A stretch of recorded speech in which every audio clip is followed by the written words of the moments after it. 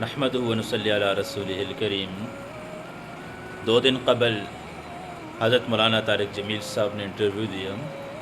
ان کا بیٹا مولانا یوسف جمیل ان سے عوام الناس کے سوالات پوچھتے ہوئے 2-4 سوالات بڑے خوبصورت پوچھے ہیں، جن کا بےتابی سے انتظار تھا اور مولانا کی وضاحت بہت ضروری تھی، کیونکہ وہ ہمارے استاد بھی ہیں اور ایک طرف دعوت و تبلیغ کی جماعت، اس اعتبار سے ہمارا روحانی جو تعلق ہے وہ دعوت و تبلیغ کی جماعت سے تعلق ہے۔ اور میں ایک بات آپ کو بتا دوں کہ مولانا طارق جمیل صاحب دعوت اور تبلیغ کی جماعت سے الگ نہیں ہیں۔ یہ ایک غلط فہمی ہے کہ مولانا کو طارق جمیل صاحب کو دعوت اور تبلیغ کی جماعت سے نکال دیا ہے یا مولانا نے تبلیغی جماعت کو چھوڑ دیا ہے۔ ان سے سوال کرنے والا سوال کرتا ہے، پوچھتا ہے کہ حضرت لوگ سوال کرتے ہیں کہ ہم کس طرف جائیں۔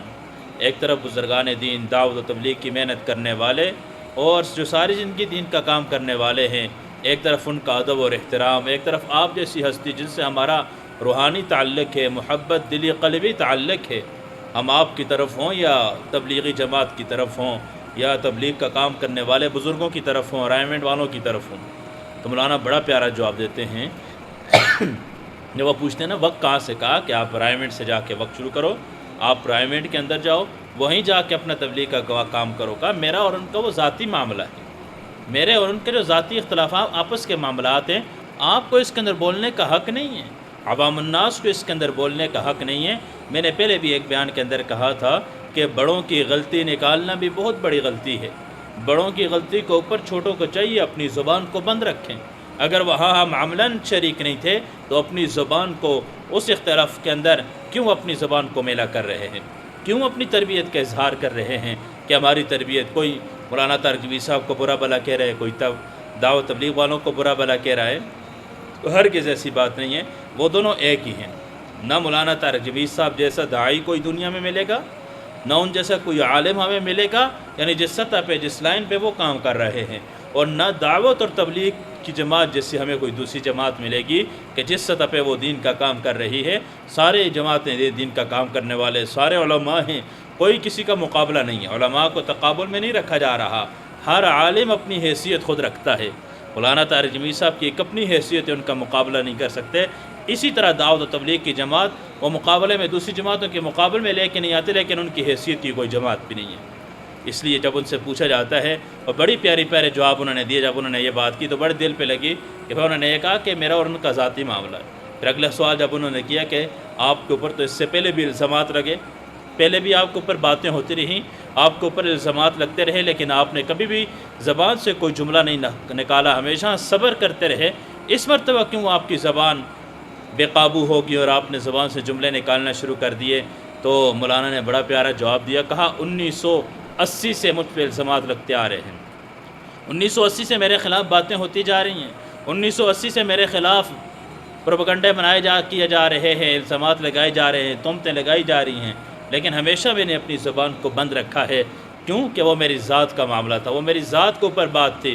جب بات دین کے اوپر آئے گی، جب بات دعوت اور تبلیغ کے اوپر آئے گی، کہا وہاں میں ہمیشہ بولا ہوں، وہاں میں اپنی زبان کو خاموش نہیں کر سکتا، وہاں زبان کو روک کے نہ رکھ سکا، کیونکہ یہاں معاملہ دعوت و تبلیغ کا تھا، یہاں تبلیغی جماعت کا معاملہ تھا کہ اس کو نقصان ہو رہا تھا، اس وجہ سے میں نے اپنی زبان سے جملے نکالے ہیں۔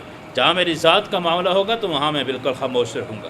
جب ان سے اگلا سوال پوچھا جاتا ہے کہ لوگ کہتے ہیں، لوگوں کے سوالات ہیں کہ آپ کو ایک سیاسی جماعت کا رکن ہونے کی وجہ سے تبلیغی جماعت والوں نے وہاں سے نکال دیا اور بیانات نہیں ملے، تو مولانا نے کہا کہ میرا تو اس کے ساتھ کوئی اتنا خاص تعلق ہی نہیں تھا، میرا تو پی ٹی آئی کے ساتھ جس کے طرف مجھے منسوب کیے جاتے ہیں، میں تو اس سے پہلے بھی حکمرانوں کے پاس جاتا رہا ہوں، کہا اللہ کی قسم آج تک کسی ایک حکمران سے 1 روپے کا مطالبہ نہیں کیا، حالانکہ کرتا تو کر سکتا تھا، سب میرے قدموں میں نچھاور کر دیتے، ہر ایک سے میرا تعلق تھا، ہمیشہ میں نے ان کو دعوت دی، دعوت کے بول بولے، ان کو جا کے حکومت کا طرز شریعت کے مطابق کرنے کا طریقہ سمجھاتا رہا، کہا کہ اس سے پہلے بھی سیاسی جتنی جماعت ان کے ساتھ میں جڑتا رہا، کیوں میں جب اس جماعت کے ساتھ تھوڑا سا قریب ہو گیا تو لوگوں نے مجھ پہ اتنے، حالانکہ میں تو 3-4 بار اس سے ملاقات کی، 3-4 بار میری اس سے ملاقات ہوئی عمران خان سے، اور لوگوں نے مجھ پہ اتنی باتیں شروع کر دی، اتنا کچھ مجھے کہنا شروع کر دیا، حالانکہ مجھے اس کی ایک بات پسند آئی کہ جب اس نے ریاست مدینہ کا تذکرہ کیا تو یہ دل پہ یہ بات لگی، کہا اس بات کی اگر میں نے تعریف کر دی تو کسی کی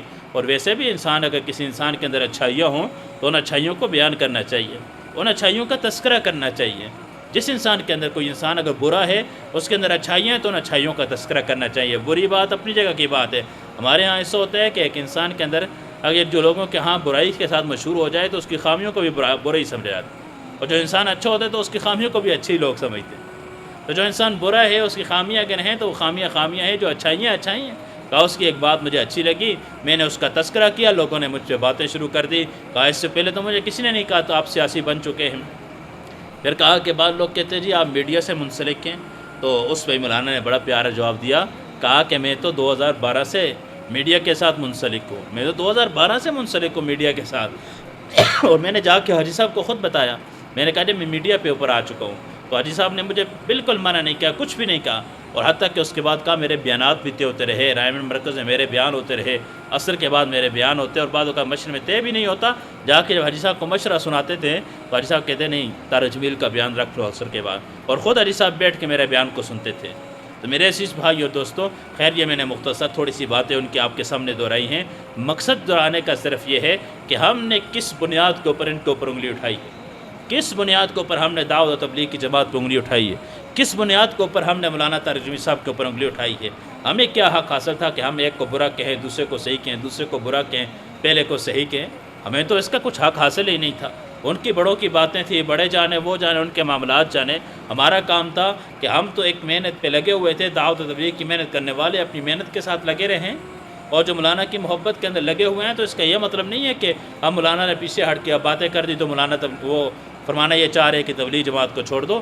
ہرگز ایسی بات نہیں ہے، شکر مولانا نے اس کی وضاحت دے دی۔ اچھا، بعض لوگ سوال کرتے ہیں کہ رائمنڈ والوں کی طرف سے ابھی تک کوئی جواب کیوں نہیں آیا؟ یاد رکھیں کہ دعوت اور تبلیغ کی محنت کرنے والے اور رائمنڈ والے جو حضرات ہیں کبھی بھی اپنی بات کی وضاحت اور صفائیاں پیش نہیں کرتے۔ وہ تو اللہ کی رضا کے لیے کام کر رہے ہیں، اللہ کی رضا کے لیے انہوں نے کام کرنا ہے۔ ہاں، جو اس کام کے ساتھ ہٹے گا نقصان وہ اپنا کرے گا، اپنا نقصان کرے گا۔ مولانا طارق جمیل صاحب کی محبت میں لگنے والے فائدہ اٹھا رہے ہیں، اور جو بعض اوقات ان کی ناسمجھی کی وجہ سے غلط فہمی کی بنیاد کے اوپر جو کہ مولانا ہٹ چکے تو ہم بھی ہٹتے ہیں، وہ اپنا نقصان خود کر رہے ہیں۔ مولانا دعوت و تبلیغ کی جماعت کو کسی حال میں نہیں چھوڑ سکتے، کیونکہ مولانا پڑھے ہی اس مدرسے سے ہیں۔ مولانا کی جو تعلیم ہے وہ ہے ہی رائمنڈ سے ہے۔ 10-8 سال آج مولانا جو اتنا بڑا فیض پھیلا رہے ہیں وہ رائمنڈ کی برکت سے پھیلا رہے ہیں۔ رائمنڈ کے مدرسے کے اندر اس چٹائیوں کے اوپر بیٹھ کے مولانا نے درس حاصل کیا، وہاں سے وہ سبق حاصل کیا، وہ دین حاصل کی، وہ دعوت کی محنت، اس کے اصول، وہ تڑپ وہاں سے انہوں نے حاصل کی، وہ ساری دنیا کے اندر جو لے کر گئے، تو وہ سبق ہی اپنے جو ان کا مادر علمی ہے وہ رائمنڈ ہے۔ وہ کیسے اس کو بھول سکتے ہیں، کیسے اس کو چھوڑ سکتے ہیں، اس محنت کو چھوڑ سکتے ہیں؟ ہرگز ایسی بات نہیں۔ ہاں، اختلاف رائے کا حق ہر ایک کو ہے، اختلاف کر سکتا ہے، رائے دینے میں اختلاف کا حق ہر انسان کو ہے۔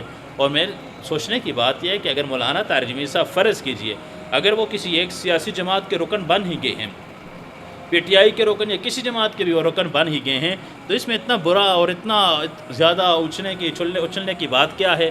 اتنا زیادہ گرم ہونے کی بات ہی کیا ہے؟ تو کیا ہر ایک نہیں ہے، کوئی کس کے ساتھ جڑا ہوا ہے، کوئی کس کے ساتھ جڑا ہوا ہے؟ اختلاف رائے تو ہر ایک کو حق ہے، اس کا حاصل ہے۔ اگر وہ اپنے سوچ، اپنے نظریے کے مطابق اس کو ٹھیک سمجھتے ہیں جوڑیں، کوئی حق بات۔ تو خیر مولانا نے تو اس کی وضاحت کی، میرا نہ اس کے ساتھ کوئی تعلق، نہ کوئی اس قسم کا رکن۔ میں تو 3-4 بار ملاقات کی، جیسے باقی وزراء سے ملتا رہا تو میں اس سے بھی ملتا رہا، تو میں نے اس کی جو تعریف کی۔ تو ویسے بھی انسان کے اندر اگر 99 خامیاں ہوں اور ایک کو خوبی ہو، تو ہمیں تو یہی سبق سکھایا گیا ہے، ہماری تو یہی تربیت کی گئی ہے کہ اس ایک خوبی کو دیکھنا چاہیے۔ اللہ نے 2 آنکھیں دی ہیں، ایک کے ساتھ اپنی خامیاں دیکھو، دوسرے کے ساتھ دوسروں کی خوبیاں دیکھو۔ ہم دوسروں کی خامیاں دیکھتے ہیں، اپنی خوبیاں دیکھتے ہیں۔ ہمیں اپنے اندر خامی نظر نہیں آتی، دوسرے کے اندر 100 خامیاں ہمیں نظر آتی ہیں۔ اگر کوئی انسان کسی کو سپورٹ کرتا ہے، کسی کے ساتھ جڑا ہوا ہے، اس کے بارے میں رائے دیتا ہے، تو دوسروں کو اختلاف، بے شک اختلاف رائے ہو، نفرت نہیں ہونی چاہیے، بغض نہیں ہونا چاہیے، حسد نہیں ہونا چاہیے۔ اس لیے خدارا ہم اس سے سبق حاصل کریں کہ کبھی بغیر کسی بنیاد کے، بغیر کسی دلیل پہ کسی پہ بات نہیں کرنی چاہیے، اور بغیر کسی ثبوت کے اتنی بڑی بڑی باتیں اتنے بڑے بڑے علماء کے پیچھے نہیں کرنی چاہیے۔ اللہ رب العزت ہمیں صحیح معنوں میں دین سمجھنے کی توفیق عطا فرمائے۔ وآخر دعوانا ان الحمد للہ رب العالمین۔